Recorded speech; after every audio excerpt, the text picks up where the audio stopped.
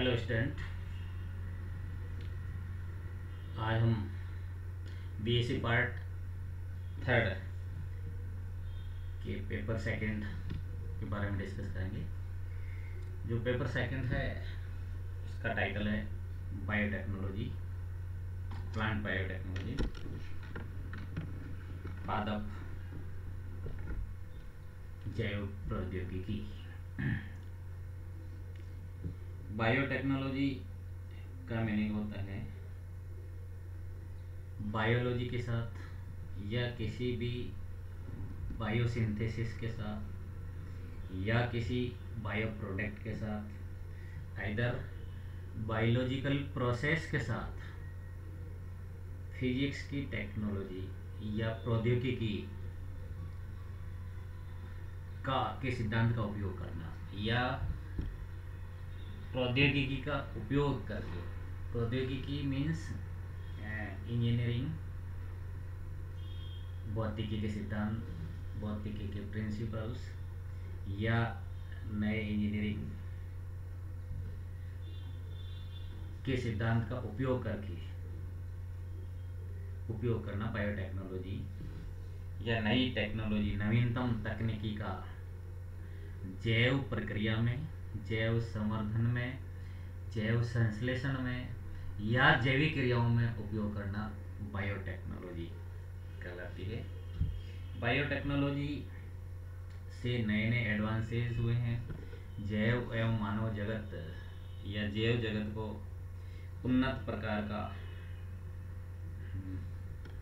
माध्यम मिला है, उन्नत प्रकार का प्रोडक्शन प्राप्त हुए हैं और इससे कई तरह के मानव उपयोगी प्रोडक्ट का भी निर्माण किया जा सकता है।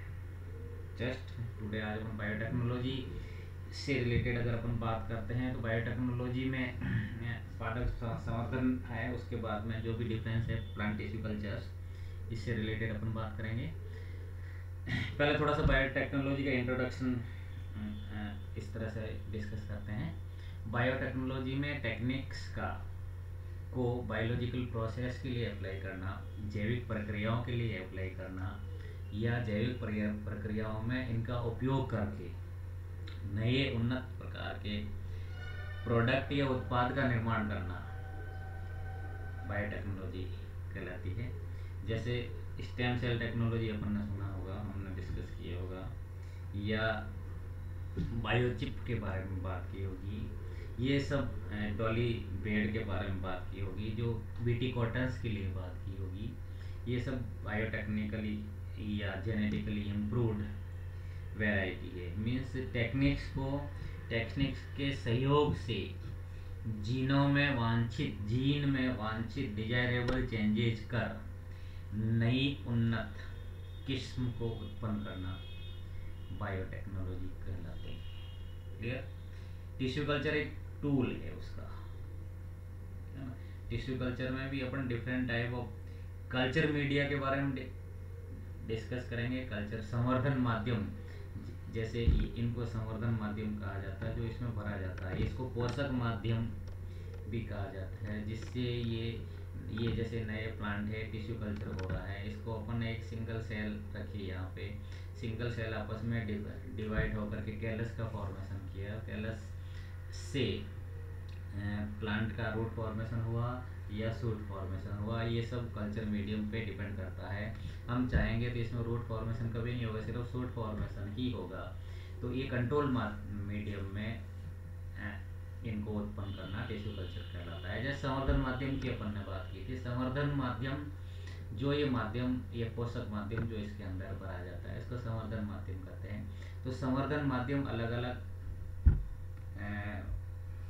टिश्यू कल्चर के लिए अलग होगा, अलग अलग चीज़ के लिए अलग अलग होगा। किसका संवर्धन माध्यम, किसका आपको कल्चर करना, उसके अकॉर्डिंग संवर्धन माध्यम होगा, उसके बारे में भी डिस्कस करेंगे।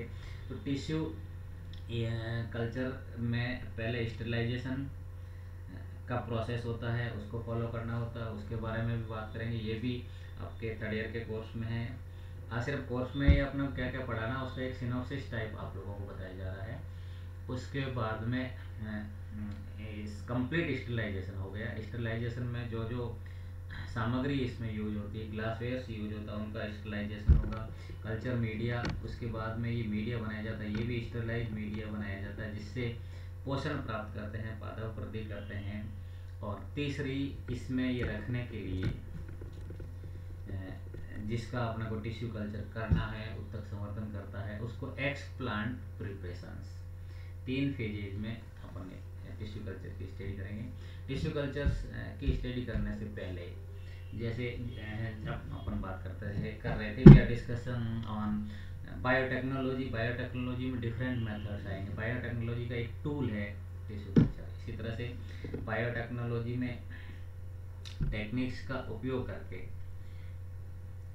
अलग अलग डिजायरेबल चेंजेस करना, जैसे जीन इंजीनियरिंग इसी का एक एग्जाम्पल है। जीन के साथ इंजीनियरिंग करके, या सपोज कीजिए अपनी बॉडी में ऐसी कोई जीन है जो आगे जाकर के आपको ये डिजीज क्रिएट करेगी, तो उस जीन में डिजायरेबल चेंजेस करना एंजाइम्स के थ्रू, डिफरेंट बायोटेक्निकल टूल्स के थ्रू, ये बायोटेक्नोलॉजी कहलाती है। इसमें रिकॉम्बिनेंट डीएनए टेक्नोलॉजी भी आता है, जिसमें डीएनए के साथ दूसरा डीएनए को रिकॉम्बिनेंट कराया जाता है। तो मैं इन सब से रिलेटेड बात करने से पहले जो फर्स्ट यूनिट बीएससी पार्ट 3 की है वो अपन स्टार्ट करने जाते हैं। बीएससी पार्ट 3 में बायोटेक्नोलॉजी स्टार्ट करने से पहले इंट्रोडक्टरी फॉर्म में आपको एक टिश्यू कल्चर के बारे में बताया जाएगा। उत्तक संवर्धन क्या होता है, उत्तक संवर्धन कैसे करते हैं, उत्तक संवर्धन क्यों किया जाता है, उत्तक संवर्धन किन किन मेरिस्टेमेटिक विभाजनशील उत्तकों का किया जा सकता है। उसके बाद में पोषक माध्यम क्या होता है, पोषक माध्यम के अलावा, पोषक माध्यम के अलावा, न्यूट्रिएंट मीडियम के अलावा इसमें क्या क्या प्रोसेस एडप्ट किया जाएगा। मीन्स इसको 3 पार्ट में बांटेंगे। फर्स्ट स्टरलाइजेशन मेथड, निर्जमीकरण की विभिन्न पद्धतियाँ, निर्जमीकरण की विभिन्न पद्धतियाँ का अध्ययन किया जाएगा। निर्जमीकरण के लिए कौन कौन से टूल्स आपके उपयोग में लिए जाते हैं उनका अध्ययन किया जाएगा। निर्जमीकरण होने के बाद में संवर्धन माध्यम का प्रिपरेशन, कौन कौन से संवर्धन माध्यम होते हैं, कौन कौन से संवर्धन माध्यम किस किस के लिए उपयोगी होते हैं, और उसके बाद में एक्सप्लांट प्रिपरेशन, कार्तोतक तैयार करना। कार्तोतक उस विभाजनशील उत्तक को कहा जाता है जिसको संवर्धन माध्यम पर ट्रांसफर करने के बाद में संवर्धन माध्यम से वो अपना पोषण प्राप्त कर अंकुरित होता है, और अंकुरित होने के बाद नए पादप का निर्माण होता है। क्लियर। संवर्धन माध्यम की पीएच क्या होती है, एक मुख्य इम्पोर्टेंट महत्वपूर्ण पॉइंट होता है। संवर्धन माध्यम को कैसे बनाया जाएगा, क्या क्या उसमें न्यूट्रिएंट मिलाया जाता है, कौन कौन सा बेस होता है, किसने आविष्कार किया, ये इसकी मेन फैक्टर्स होते हैं। संवर्धन माध्यम के ऊपर जब एक्सप्लांट मीन्स विभाजनशील पादप की विभाजनशील कोशिका या उत्तक को उस मात्र पादप से अलग करके स्टेरिलाइजेशन या निर्जमीकरण की विभिन्न विधियों द्वारा निर्जमीकरण करने के पश्चात उसको संवर्धन माध्यम पर ट्रांसफर करना, जिससे वो विभाजित, पोषण प्राप्त कर विभाजित होता है ना। जैसे अपन ने एक सेल्स रखी तो वो एक सेल कोशिका विभाजन होकर के खूब सारे groups of clusters of cells का निर्माण करती है, जिसको कैलस कहते हैं। कैलस का निर्माण होता है। ये कैलस धीरे धीरे विभाजित होकर के ऑर्गन्स का फॉर्मेशन करता है, टिश्यूज़ का फॉर्मेशन करता है, टिश्यूज़ ऑर्गन का फॉर्मेशन करती है, और ऑर्गन्स जर्मिनेट होकर नया बेबी प्लांट का फॉर्मेशन करता है। ये सारी कंट्रोल कंडीशन में होता है। इसमें पीएच जो संवर्धन माध्यम है उसको इस तरह से कंट्रोल किया जाता है अपन हार्मोनल द्वारा कि अपन चाहे तो इसमें रूट फॉर्मेशन होगा, हम चाहे तो इसमें शूट फॉर्मेशन। आपने देखा होगा गुलाब है, गुलाब जनरली गुलाबी कलर का होता है, ब्लैक गुलाब भी कल्चर में टिश्यू कल्चर से प्रिपेयर किया जा सकता है, येलो रोज भी प्रिपेयर किया जा सकता है। आपने डिफरेंट कलर के रोज देखे होंगे, सब इसी के प्रोडक्ट है। इसी तरह से ये टिश्यू कल्चर्स के डिफरेंट यूजेज है जो अपन इसमें डिस्कस करेंगे। आज जस्ट जनरली इंट्रोडक्शन के what we would like to study, we will do like study in tissue culture system. Okay, tissue culture में कल अपन स्टरलाइजेशन के डिफरेंट मेथड्स के बारे में बात करेंगे। टिश्यू कल्चर की जनरली अगर अपन डेफिनेशन की बात करते हैं, टिश्यू कल्चर किसको कहते हैं, टिश्यू कल्चर उसको कहते हैं, जैसे दो तरह का संवर्धन होता है, इन विट्रो कल्चर और इन विवो कल्चर, है ना। तो plant tissue in vitro culture means किसी परखनली या किसी पात्र के अंदर इसका संवर्धन करना, जैसे रिजर्व फॉरेस्ट है ना, तो रिजर्व फॉरेस्ट या उसको फॉरेस्ट को वहीं उसका संवर्धन करना, उसकी प्राकृतिक अवस्थाओं में संवर्धन करता इन विवो कल्चर कहलाता है।